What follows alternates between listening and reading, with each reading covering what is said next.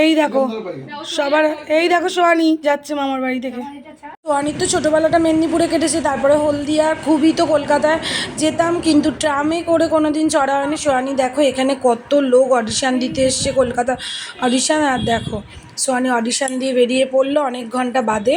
আর দেখো এই ভিডিওগুলো রয়ে গিয়েছিলো, তাই ভাবলাম তোমাদেরকে শেয়ার করে দিই, এখন সময় পেয়েছি যেহেতু বাড়ি শিফটিং হয়েছিল। আর দেখো দাদু গিয়েছিল, আর প্রচণ্ড কলকাতার লাইন, আর খুব ভিড়, মানে খুবই জায়গা কম ছিল। আর মন্দিরটা অপূর্ব। বাবাকে বললাম চলো গিয়ে একটু নামি, কিন্তু ওরকম সারাদিন যেহেতু নোংরা গায়ে, মানে এরকম যেখানে সেখানে বসেছি, সেই জন্য আর এই মন্দিরটা গেলাম না। একদিন তোমাদেরকে যারা কলকাতায় থাকো না তাদের জন্য ভিডিও করে দেখাবো যে কলকাতায় মন্দিরটা কতটা অপূর্ব সুন্দর দেখতে, আর খুবই ফেমাস। আর চলো এই ভিক্টোরিয়ার পাশের এই মা ওরালপোল দিয়ে যাচ্ছি। ওই তো দুটো নাচ দেখলো, বললো সিলেক্ট হলে জানাবো।